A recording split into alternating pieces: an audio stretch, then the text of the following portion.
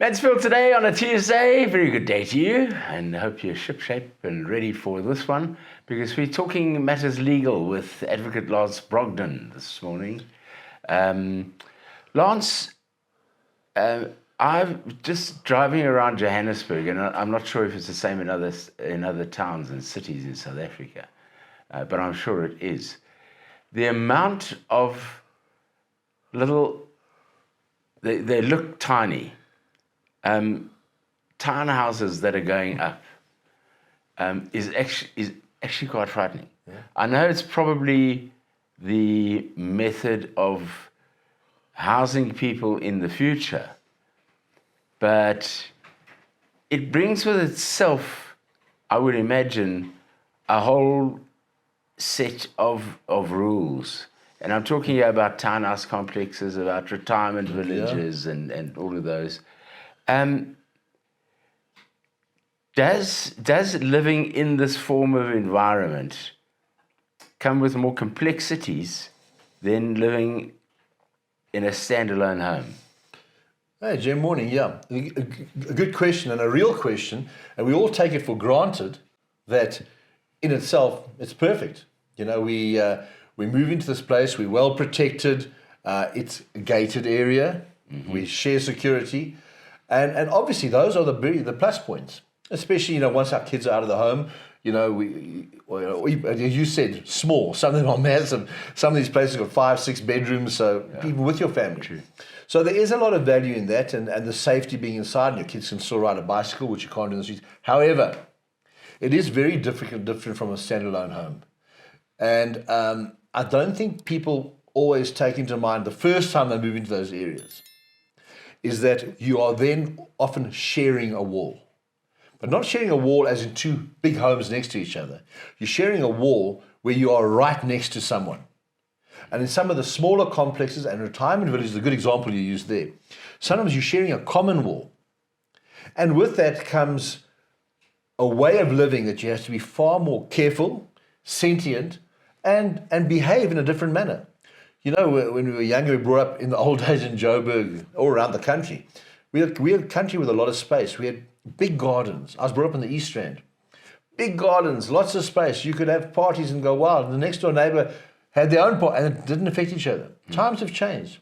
In Bryanston, where our studio is now, these big pieces of land can be broken up into 50, 60 units in a flash. They're all on top of each other. So with that comes other challenges: electricity, water. So this is not the legal part. We'll get to the legal part. I'm just trying to say, accept that it's not the same as living in a standalone home. It has its pluses, but it also has its challenges. When you live in a complex like this, or you're considering moving into a complex like this, what are the primary things to look out for? Right. So firstly is look very closely at the constitution and or rules of residents that are there. And I'll give you an example of a retirement village. I'm doing quite a bit of work with retirement villages at the moment.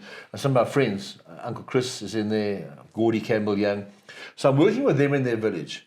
For example, that village has got little rules like, even a child of yours, okay, nobody under the age of 50 can stay there more than a visit for a weekend. So your son and daughter-in-law live in Cape Town with your grandkids. Now, Jim, now they come up, they can't spend more than actually just that weekend with you, because those are the rules of the environment. And one must understand and appreciate that. So the first thing is be careful. It's not the same rules as a standalone home. 2 is understand that in the complex, you don't have the freedom to do exactly what you want. Even forget the rules about what time you must turn your music down. Even if the rules don't have that in play, you've got to respect the fact that you're living right on top of each other. You've got to respect the fact that, especially if you have kids or your grandkids are visiting, that you have to speak to them carefully and say, guys, you can't run around the hooligan you are at home. Yeah, exactly. You can't, because there are other people here, and we're sharing a lot of common property. It comes down to the common property that you're sharing. How you respect it, how you look after it, how you park your car. You get home at night, Okay, you just park your car outside and you walk in, and tomorrow you go put it in the garage or whatever you do. Not here. You can't just park it there in the way of everybody. All those matters taken into consideration. You have a lot of common property and you are living with just a shared wall, not shared acre. Yes. Little Luke, you will not wear, no, you can't wear your Superman outfit this weekend, okay, and be Superman. Exactly. And run around and go whoosh and cut the ladies off at the knees. How best do I serve my own interests and that of my family, if you have one, in these sort of environments? Okay, so there are a couple of pointers. One, realize that there are other people who have their own complexities around you before you even go in. Two, before you enter that complex, read the rules of the complex. Some complexes are more liberal. Yes, you can have 2 dogs. Okay, but and obviously you want to take your own animals with you. We love our animals. But if you decide we're at a point, the kids, I want to have a dog at home, make sure it's a dog that fits in with the environment. You know, don't get a Great Dane. A Great Dane or an oversized Rottweiler, and you've got a smaller patch of land than you had when you had your 2 acres in Benoni. It's very different. But read the rules and understand and realize when you join that club, see it as a club, okay, more than as a home. You are a member of a club with all these people, and those rules will dictate what you can and can't do. And if you don't like the rules there, then find another place. There are a lot of places available. Don't think, when you ask a good question, how do I serve my interests and the interests of my family? Don't think I'm going there to change the rules. It's not going to happen. The other people that are there went there because those rules worked for them. You have to, the FIFO system applies. You better fit in. Yeah. Does the basic law between neighbors differ when one lives in this closed environment? Okay, now that's the real punt of today's point. The law doesn't change. The law of delict, the law of neighbors, these are real laws. What happens is they accelerate in their temperature and their intensity because of the proximity.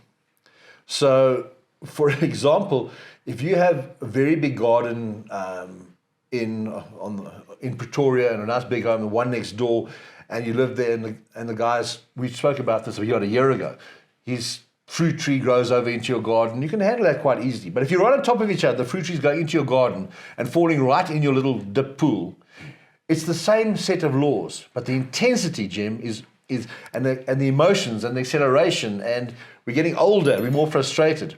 So the law itself doesn't change. The law of delict, the law of tort, which we discussed long ago, but looking at the detail now, the law is the same, the law of neighbors, but the way you behave, perhaps, is far more intense and far more sensitive. And I think that's something to really keep in mind, that because we're now a club and there are rules there, those rules don't override the law, and how the law of neighbors and the law, the way you behave and noise and so on. Those rules, and you also can't then say, but the law says I can do this, therefore these rules. No, the rules apply and the law applies. So it's about intensity more than anything else, Jim. Okay, I think you're moving into a townhouse complex. What final advice can you give me?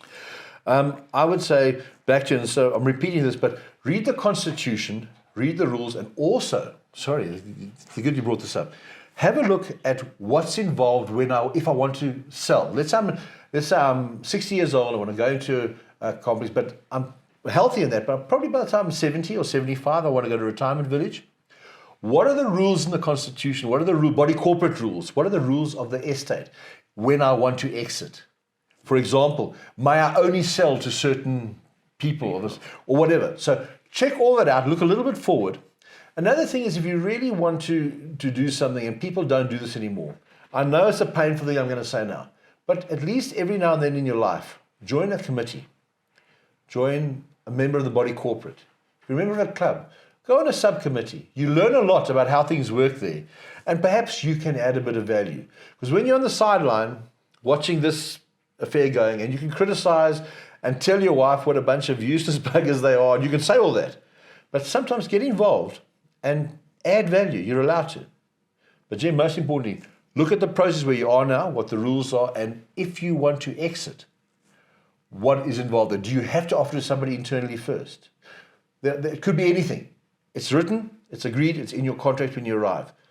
That would be my advice. Look carefully at what you're dealing with. Advocate Lars Brogden, just... Messed that one up.